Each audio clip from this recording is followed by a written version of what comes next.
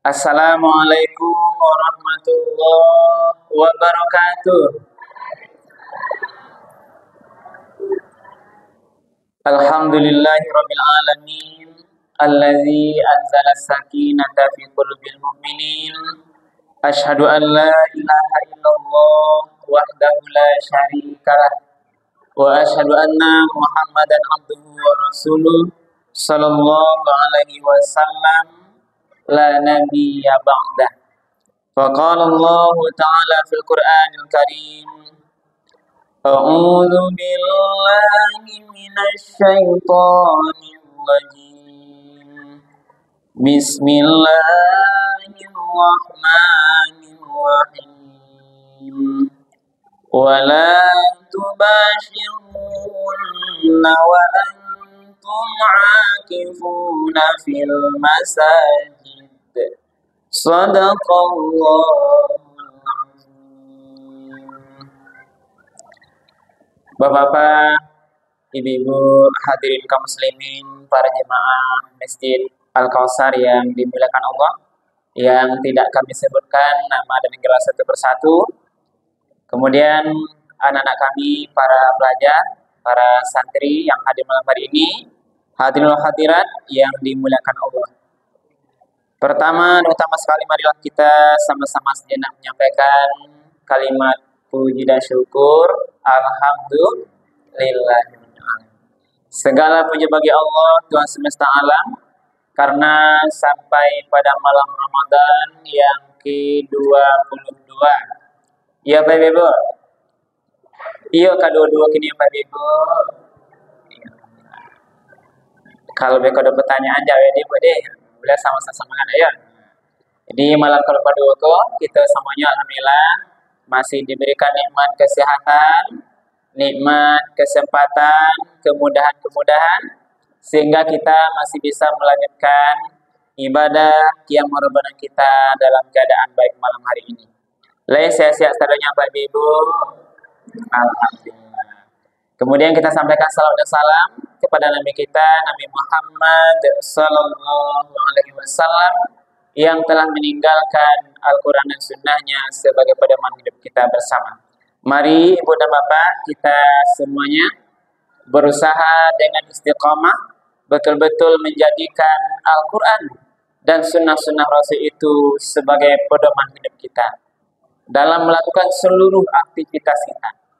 Apapun yang kita lakukan, dimanapun kita kerjakan, kapanpun waktunya, jangan sampai Al-Quran dan Sunnah Rasul itu terlepas dari panduan kita. Kenapa Ibu dan Bapak? Karena pada saat kita tinggalkan panduan Al-Quran dan Sunnah Rasul itu, maka di saat yang sama kita pasti tersesat menjalani kehidupan ini. Bapak dan Ibu para jemaah yang dimuliakan Allah, malam hari ini judul tausiah kita adalah iktikaf. Apa ya Bapak? Iktikaf. Ini adalah amalan yang dicontohkan oleh Rasulullah di 10 hari terakhir bulan Ramadan. Banyak keutamaan dan hikmah daripada amalan ini. Yang pertama dulu hukumnya adalah sunnah muakkadah. Amalan sunnah yang sangat dianjurkan. Karena dicontohkan oleh Rasulullah. Di antara satu dalil tadi kami bacakan, itu bagian pertengahan dari Al-Quran surat Al-Baqarah ayat 187. Jadi ini sengaja kami bacakan bagian pertengahannya berapa? Karena ayat ini cukup panjang, sekitar 7,5 baris. Ini juga tentang hukum puasa, tapi yang khusus iktikaf ada bagian dalamnya. Allah berfirman, A'udzubillahi minasyaitonirrajim. Bismillahirrahmanirrahim. Wala tubashiruhunna wa antum 'akifuna fil masajid. Nah, dan janganlah kamu campuri istri-istrimu ketika kamu sedang iktikaf di dalam masjid. Nah, dari satu ayat ini Bunda Bapak, ada beberapa hukum yang dapat tentang persoalan itikaf. Yang pertama Bunda Bapak, orang yang sedang itikaf tidak boleh melakukan hubungan suami istri. Itu satu. Yang kedua, iktikaf dilakukan di masjid,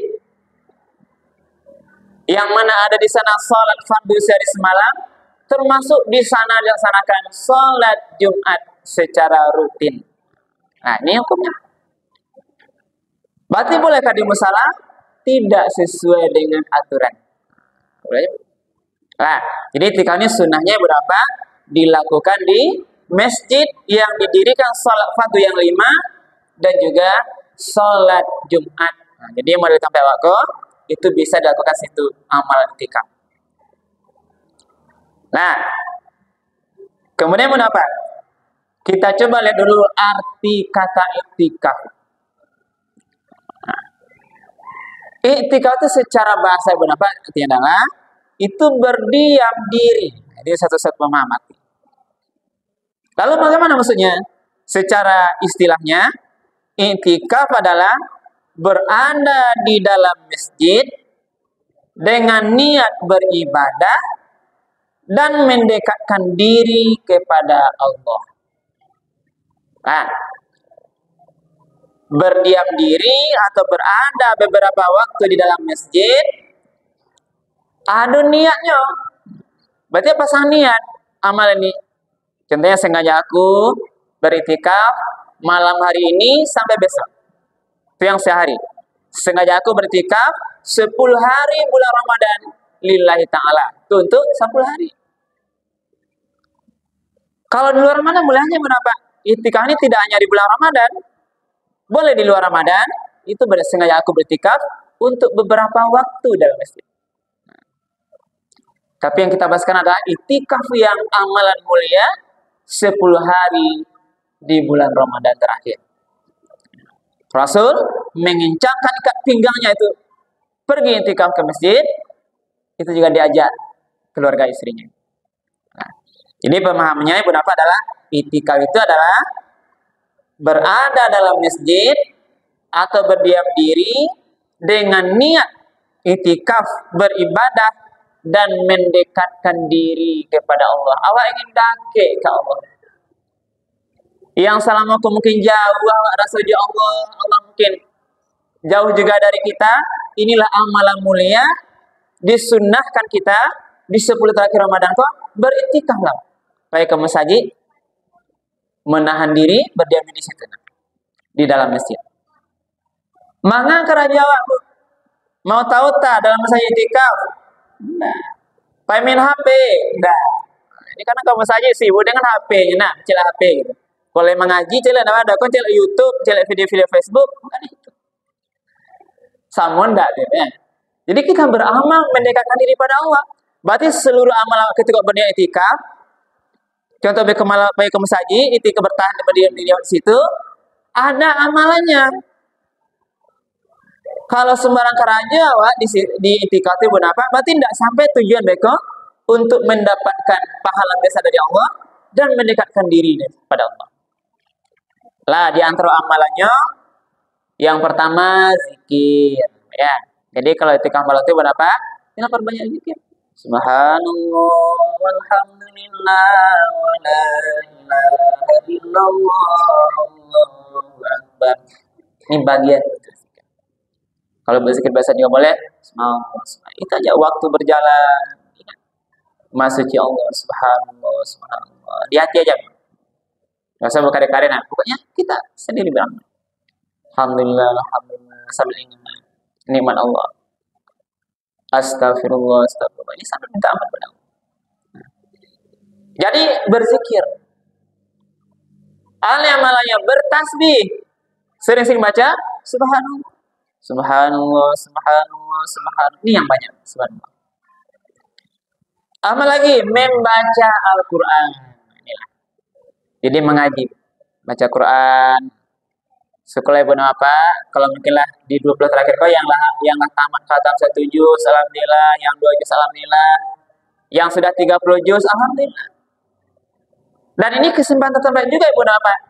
Di akhir Ramadan ini kita memperbanyak bacaan Quran sambilan kita itikaf di masjid. Itulah Quran. Ini bagian amalnya. Apalagi amalannya? Bermuhasabah diri. Menghitung, mengana diri. Yang kedikana ibu apa? Terhadap amal-amalan, barangkali apa yang pernah karaya untuk akhirat, maju amal pahala bisa dilihat. Mungkin mana dosa-dosa yang pernah kita lakukan, agar kita makin fokus serius untuk minta ampun pada Allah. Hitunglah diri. Seandainya setelah itikaf malam hari ini kita pulang ke rumah, datang malaikat maut, malaikat Israel, memanggil kita kembali kepada Allah, sudahkah kita siap dengan amalan terbaik kita di akhirat nanti? Sudahkah cukup amal awak untuk menyelamatkan awak dari azab di alam barzakh, alam kubur? Lain cukup amal awak kiri untuk membawa besok di akhirat, selamat di padang mahsyar, selamat meniti siratal mustaqim sampai beko terakhir. Laikah cukup amal awak untuk masuk surga besok di akhirat? Ini bagian-bagian muhasabah diri kita yang bisa kita lakukan ketika kita iktikaf di akhir Ramadan. Muhasabah diri. Apa lagi yang bisa kita lihat? Mengingat hari akhir. Karena hari kiamat. Hari kiamat yang pasti terjadi. Karena ingat-ingat kematian yang pasti datang pada kita. Yang kita tidak tahu bila masanya tiba. Ya Pak Ibu? Ada yang tahu bila meninggal mati di situ, Bu? Tidak ada. Itu kan di kanan. Dia hanya sekejap mata. Lah banyak pelajaran terdapat di awal. Orang yang paginya sehat, main-main sama awak. Beko rupanya siang zuhur, orang takziah ke rumah. Itu pelajaran di awal. Bayangkan seandainya awak yang model itu, ketika orang takziah, awak takziah ke rumah kawan, coba bayangan ibu apa? Awak kira-kira yang ditakziah oleh orang lain. Coba lihat orang meninggal. Bayangkan awak yang meninggal. Nampak di awaknya di mandian, bahkan ikut di mandian di berapa? Ikut harus jadi pelajaran awak. Coba bayangkan acu-acu seandainya awak di mandian sebagai mayat yang sudah meninggal. Dikafani. Bayangkan awak dikafani. Disolatkan. Digotong dengan keranda bersama-sama. Bayangkan awak dalam keranda itu. Gotong keranda bukan menggotong pengantin ibu, tapi menggotong seorang jenazah yang akan dibawa nanti ke dalam liang kubur gitu. Coba bayangkan awak sendiri ibu nampak ya, akan dibawa ke dalam kubur. Masuk ke dalam kubur yang lahat, ditimbun pakai tanah, padek-padek sampai selesai, orang pulang balik ibu nampak. Harato tinggal sadonya. Tidak ada yang tinggal. Banyak kini waktu ibu apa disimpan di rumah, waktu mengantar jenazah ke kubur itu ikut sadonya itu dengan sopir-sopir kita. Keluarga ikut, anak-anak ikut, saudara ikut, semuanya ikut mengantar kita hanya sampai liang lahat. Lah tiba sinan ibu dapat lah masuk awak ke dalam kuburan liang lahat, lah selesai di kuburan, semua orang pulang.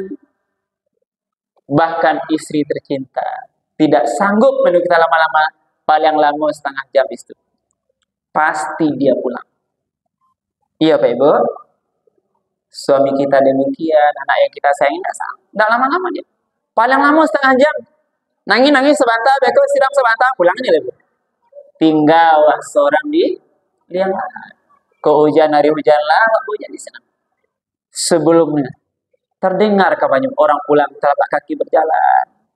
Allah kehendaki mendengar kita tadi di dalam alam kubur itu orang pulang cik-cik. Harato yang rancak tadi punya wa ateh nama wa ibu apa? Kita tidak punya berhak lagi. Orang yang punya lagi semuanya.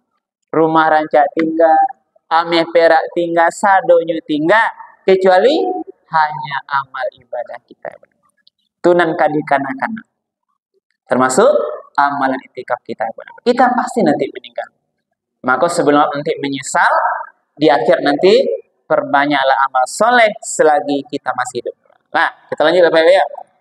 Kemudian mendengar nasihat agama. Jadi kalau ada itikaf itu ada beko pengajian-pengajian, ceramah-ceramah dari ustaz atau dari guru-guru awak, jangan lele. Ini menambah ilmu kita agar nanti kita makin dekat kepada Allah.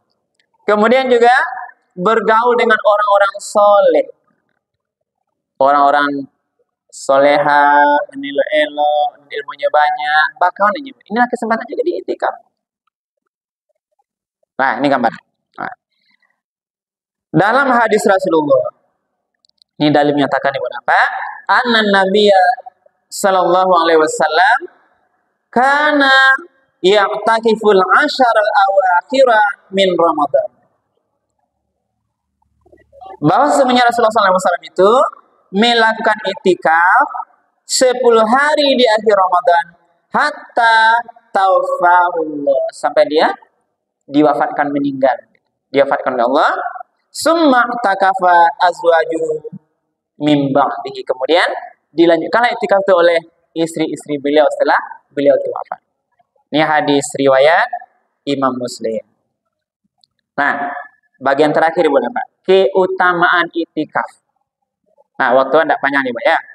Yang pertama, apa tujuan itikaf tadi? Sebagaimana yang kita sampaikan tadi Ibu Bapak, yang pertama keutamaan itikaf adalah mendekatkan diri kepada Allah.